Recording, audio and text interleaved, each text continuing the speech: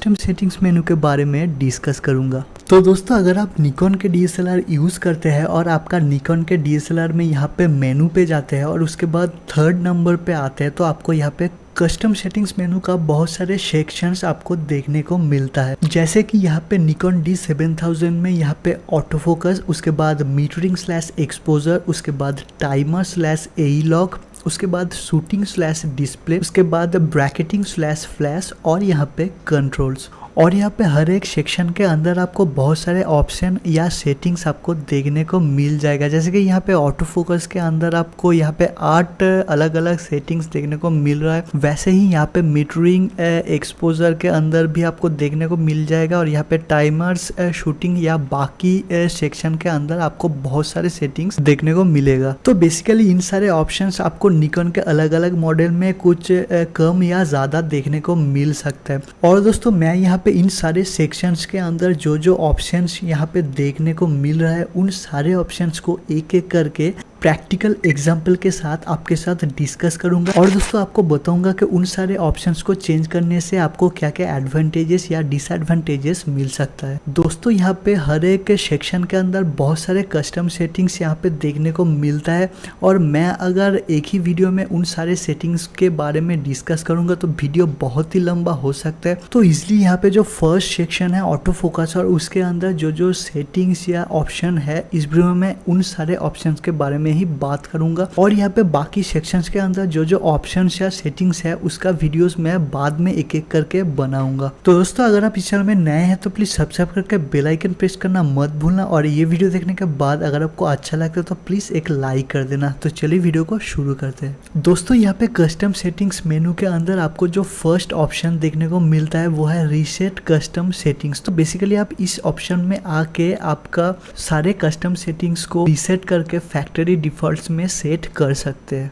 दोस्तों, यहाँ पे ऑटो फोकस के अंदर जो फर्स्ट सेटिंग्स आपको देखने को मिलेगा वो है AFC प्रायोरिटी सिलेक्शन। और अगर आप इसके अंदर जाते हैं तो आपको यहाँ पे 2 ऑप्शन देखने को मिलेगा, एक है रिलीज और एक है फोकस। तो अगर आप इसको फोकस में सेट करते हो तो इसका मतलब AFC यानी कि कंटिन्यूअस सर्वो AF मोड में जब आपका सब्जेक्ट फोकस्ड कंडीशन में है तभी कैमरा फोटोज लेगा। आउट ऑफ फोकस कंडीशन में शटर बटन को प्रेस करने पर भी कैमरा फोटोज नहीं लेगा। और अगर आप इसको रिलीज में सेट करते हो तो शटर बटन को प्रेस करने के बाद तुरंत ही कैमरा फोटोज ले लेगा, वो नहीं देखेगा कि आपके सब्जेक्ट फोकस कंडीशन में है या आउट ऑफ फोकस कंडीशन में है। दोस्तों, यहाँ पे दोनों ऑप्शन का ही थोड़ा बहुत एडवांटेज और डिसएडवांटेज है। तो यहाँ पे अगर आप इसको फोकस में सेट करते हो तो यहाँ पे जो डिसएडवांटेज है, आप शटर बटन को प्रेस करने के बाद यहाँ पे थोड़ा सा डिले हो सकता है क्योंकि हर एक फ्रेम में यहाँ पे कैमरा इंश्योर करता है कि आपके सब्जेक्ट फोकस में है कि नहीं, और इसलिए आपका कैमरा यहाँ पे थोड़ा बहुत स्लो रन कर सकता है। और यहाँ पे जो एडवांटेज है, आपको हमेशा फोकस्ड इमेज ही मिलेगा। और अगर आप इसको रिलीज में सेट करते हो तो यहाँ पे आपको कोई भी डिले देखने को नहीं मिलेगा। पर यहाँ पे जो डिसएडवांटेज है, आपको यहाँ पे आउट ऑफ फोकस इमेज मिल सकता है। दोस्तों, यहाँ पे बाय डिफॉल्ट ये रिलीज में ही सेट रहता है, मगर मैं इसको फोकस में सेट करके ही फोटोज लेता हूँ। तो यहाँ पे ऑटो फोकस के अंदर आपको जो दूसरा सेटिंग्स देखने को मिलेगा वो है AFS प्रायोरिटी सिलेक्शन। और अगर आप इसके अंदर जाते हैं तो आपको यहाँ पे भी 2 ऑप्शन देखने को मिलेगा, एक है रिलीज और फोकस। तो ये पहले वाला मैंने जो डिस्कस किया हूँ वही सेम है, मगर ये सेटिंग्स AFS मतलब सिंगल सर्वो AF मोड के लिए है और यहाँ पे भी मैं इसको फोकस में ही रखता हूँ। पर दोस्तों, इन दिस केस यहाँ पे आप अगर रिलीज में सेट करते हो तो भी आपको एक एडवांटेज मिलेगा। जनरली हम AFS मोड में अपने कैमरा का एक सिंगल ऑटो फोकस पॉइंट को अपने सब्जेक्ट के ऊपर रख के शटर बटन को हाफ प्रेस करके अपने सब्जेक्ट को फोकस करते हैं और उसके बाद शटर बटन को हाफ प्रेस करके होल्ड करके अपना फ्रेम को रिकम्पोज करते हैं और उसके बाद शटर बटन को प्रेस करके हम फोटोज लेते हैं। तो यहाँ पे AFS प्रायोरिटी सिलेक्शन में अगर आप इसको रिलीज में सेट करते हो तो आप अपने सिलेक्टेड ऑटो फोकस पॉइंट पे अपना सब्जेक्ट को फोकस करने के बाद यहाँ पे शटर बटन को छोड़ सकते हो और शटर बटन को छोड़ के अपना फ्रेम को रिकम्पोज कर सकते हो और उसके बाद शटर बटन को फुल प्रेस करके अपना फोटोज ले सकते हो। दोस्तों अगर आप AFC, AFS या ऑटो फोकस मोड्स के बारे में नहीं जानते हैं तो उसके लिए मैंने अलग सा वीडियो बनाया था, उसका लिंक आपको ऊपर कार्ड में या नीचे डिस्क्रिप्शन में मिल जाएगा। तो यहाँ पे जो थर्ड सेटिंग्स है focus tracking with lock on, तो एज ए एग्जांपल अगर आप AFC मोड में कोई मूविंग सब्जेक्ट को ट्रैक कर रहे हो और सडनली आपका सब्जेक्ट को ट्रैक करते करते आपका सब्जेक्ट का फोरग्राउंड में कोई ऑब्स्टकल चला आता है तो कैमरा तुरंत उसमें फोकस कर लेता है और उसके बाद फिर से वो आपके सब्जेक्ट को फोकस करने के ट्राई करता है। तो बेसिकली यहाँ पे आप अपने कैमरा को बता सकते हैं कि कैमरा AFC मोड में आपके सब्जेक्ट में फोकस लॉक करने के कितना देर बाद कैमरा दूसरा कोई सब्जेक्ट को फोकस करने का ट्राई करेगा।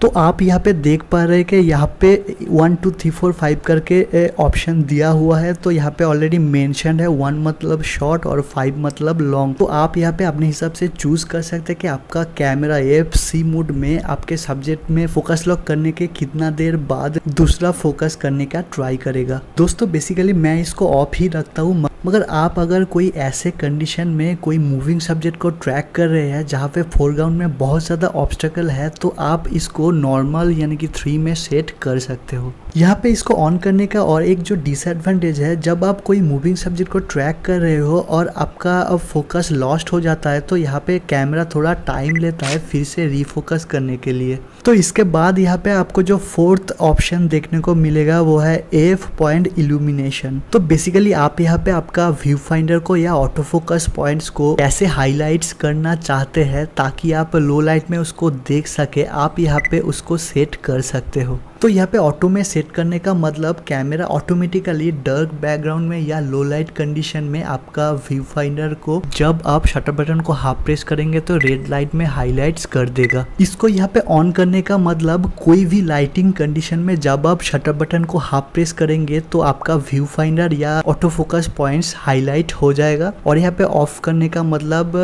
किसी भी लाइटिंग कंडीशन में ये हाईलाइट्स नहीं होगा। तो इसके बाद जो सेटिंग्स यहाँ पे देखने को मिल रहा है वो है फोकस पॉइंट रैप अराउंड। अगर आप इसको रैप में सेट करते हैं और आप अपने कैमरा में एकदम left most auto focus point में है तो अपने मल्टी सिलेक्टर में बस एक टैप करके आप अपोजिट साइड यानी कि right most auto focus point पे आ सकते हैं, या अगर आप top most auto focus point में है तो बस एक टैप करके आप bottom most auto focus point में आ सकते हैं। और अगर आप इसको ऑफ करके रखते हैं तो आपके ऑटो फोकस पॉइंट को एक कॉर्नर से दूसरे कॉर्नर तक ले जाने में ज़्यादा मेहनत करना पड़ता है। तो दोस्तों इसके बाद जो सेटिंग्स यहाँ पे देखने को मिल रहा है वो है नंबर ऑफ फोकस पॉइंट।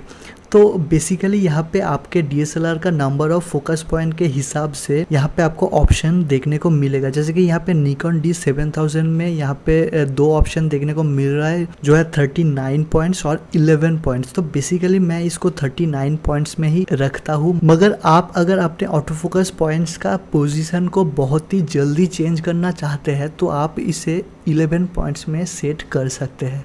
तो दोस्तों ऑटो फोकस के अंदर इसके बाद जो सेटिंग्स आपको देखने को मिलेगा वो है built in AF assist illuminator. तो बेसिकली दोस्तों यहाँ पे आपके निकॉन के DSLR का फ्रंट पार्ट में फ्लैश और शटर बटन के मिडिल में आपको एक AF असिस्ट इल्यूमिनेटर लैंप देखने को मिलेगा। तो ये बेसिकली आपके कैमरा को लो लाइट कंडीशन में आपके सब्जेक्ट को फोकस करने में हेल्प करता है। तो ये बेसिकली काम करता है AFS यानी कि सिंगल सर्वो AF मोड में, और आपको यहाँ पे सेंटर ऑटो फोकस पॉइंट को यूज करना पड़ेगा या आपको यहाँ पे automatic AF point selection mode में शूट करना पड़ेगा। तो आप इसको बेसिकली लो लाइट में किसी स्टेडी सब्जेक्ट के लिए यूज कर सकते हैं क्योंकि ये मूविंग सब्जेक्ट के लिए नहीं है। दोस्तों इसके बाद ऑटो फोकस सेक्शन के अंदर जो लास्ट सेटिंग्स यहाँ पे देखने को मिल रहा है वो है लाइव व्यू / मूवी AF। तो बेसिकली आप यहाँ पे लाइव व्यू मोड में या वीडियो रिकॉर्डिंग करने के टाइम